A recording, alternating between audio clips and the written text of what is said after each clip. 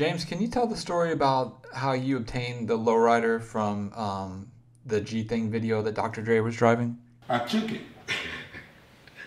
He was running Let Me Ride, but go ahead. Yeah. No, it didn't have nothing to do with Let Me Ride. Yeah. I couldn't get a check, but it was up at Let Me Ride. And I was no. It wasn't at Let Me Ride. They was gonna do the video, Gin and Juice, I think, at my house. Okay. On Diane. Diane. Yeah. Y'all know Orchard and Diane run together. That's why we always say Orchard. And Drake came in him and Suge, and something had happened to it. It ran hot. And I had one of the homies that's a mechanic come look at the car, this and that. Suge and them elected to leave the car at my house. So I put it in the yard, and I wasn't gonna drive it, do nothing. And I told Suge that we have to pay the mechanic and, you know, where my check at. So he got to beating around the bush. Well, I need to talk to Dre. You probably was one of them that I was calling up there trying to get my money. John came later. Oh yeah, trying to get my money. So he kept beating around the bush. I had my mechanic constantly working on it, getting it, you know, where I can do my thing. So I started driving it, hitting the switch and doing everything else. She was like, I'm gonna have your check, come get a check. Okay, check never came. They wanted the car. No, you ain't getting this car. So they thought they would send Buntry to get the car. You ain't getting this car, period. So in time, I finally got a check, and they already got me pissed off. So what I did. But he ain't a bully, y'all. So after they pissed me off for making me wait so long, I stripped the vehicle down to I don't even think it had corals on the motherfucker. I took everything out of it. And I told George to come get the car now. It was sitting on bricks in my yard. Do you remember the time you broke down and I pushed you in the police car on Bradfield? You broke down and I pushed you home. In the Chevy? Yeah. I mean... So he had me accomplice to his stuff. Didn't even know it in a police car. But so I guess I was a crooked cop, y'all. And I say I wouldn't tell that story because shit, Drake worked billions. He didn't give a crooked. He didn't care. But he asked me, "How the car run? How you like the car?" He didn't care. I kidnapped you motherfuckers for this car and took it. What you mean how I like it? I was hitting the switches, had bitches in the motherfucker. It was nice. I love that play job. I'm three-wheeling all around the corners at the swap meet. Miles James was that nigga. So they wouldn't get in that car back without a check. So when I got a check, I gave it back to him. But I had to prove to them, y'all fucking with the wrong nigga. I stripped the motherfucker. And I took everything out of that car and put it in the little homie Boomer car. And said, fuck what they talking about. Okay. Speaking of Let Me Ride, can you talk about, because we know LL Cool J came up there with Suge. Were there any other notable people that came up to the Let Me Ride shop that you can remember? Yeah, LL Cool J, TLC, I ain't never seen Hammer up there. They came to my house though. Jodeci. Okay. I think that's it. Probably more, but you know, I didn't even know who LL was until he got to talking. Hey, y'all, guess who used to where the shop was at? It was just off the corner of, guess what city? What street, y'all? Where Tupac used to always say, Rose Street in Long Beach, and DJ Quick was mad. That's why he said, what the hell Tupac know about Rose Street in Long Beach? But anyway, just to throw that out. It was just it was on Rosecrans. He can say that because he don't know nothing about Long Beach. He said it. All right. But that's what Quick said. Average motherfuckers don't remember where McDonald's at. Tell me the year that the gas station was took away from right there. That was the Chevron gas station at McDonald's? Not where. Well, I know. I tell you what's on the corner. Church's Chicken, the 76, Hertz, McDonald's, and the Chevron gas station, y'all. I know my city. But I done had many dinners at Church's Chicken, y'all. That spot. And Louis is right down the street, y'all. For y'all out of towners. Man. Go to Louis if you ever get a chance. Right across from Noodles Park. Bullets and Rosecrans. Get some chili cheese fries. Matter of fact, it burnt down, James. Did you know that? No, it's just the kitchen. Shit, it's burnt. It ain't been open in over 2 months. Well, they probably had to redo the kitchen. It's just the kitchen fucked up. Yeah, but they probably get it back up. Yeah. But it's been closed about 2 months. Fuck Louis Burgers. That motherfucker, them motherfuckers was charging $15, $16 for them chili fries with the pastrami and all that shit. That's you motherfuckers make $15 an hour now. We used to pay motherfuckers $4.35. Yeah. It's y'all make 50. You niggas that didn't want to go to school and drop out and all that, what y'all making now an hour?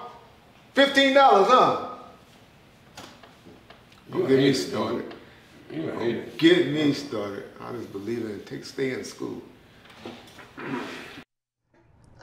James, what was the reason that the Let Me Ride shop closed down eventually? Haters.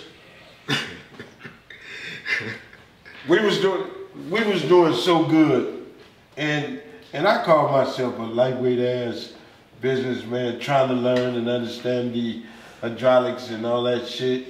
And we didn't take, Suge didn't bring, the first time Suge put money in it, he bought a lot of parts and all that shit.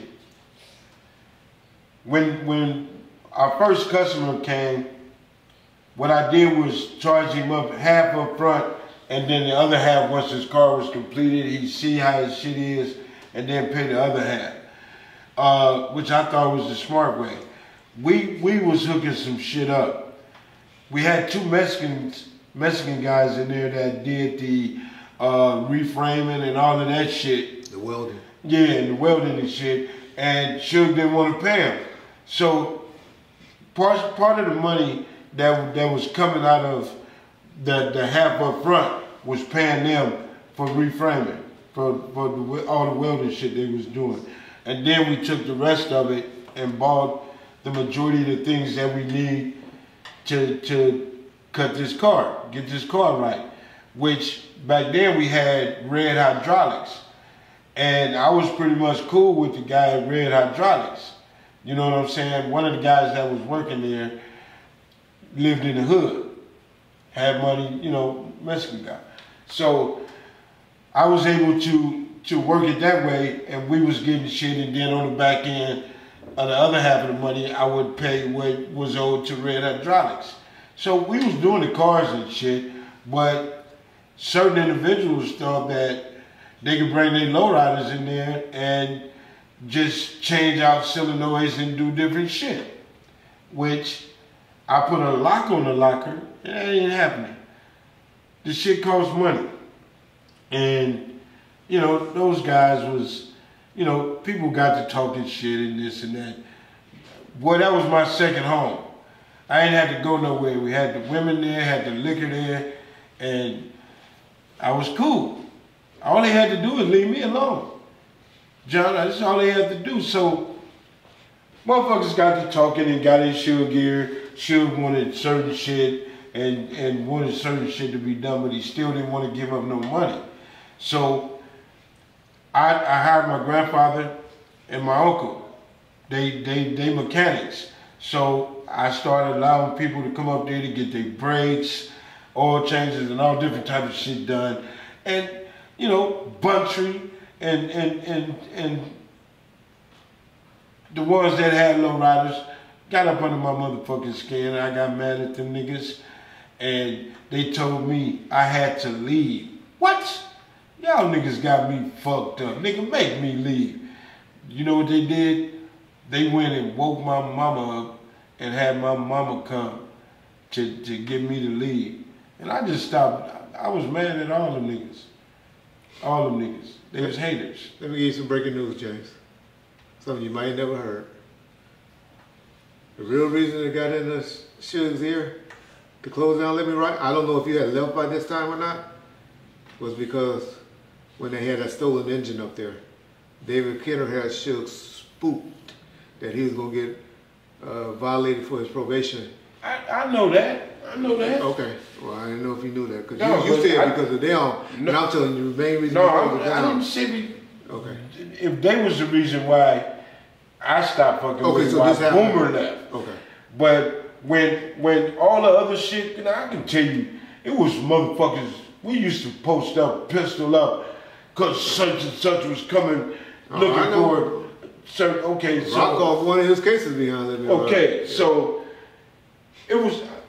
We did more than security. We did more than cut cars. We did more than that. That was the spot. Because if you fucking with this dude right here, man, let's roll. Yeah.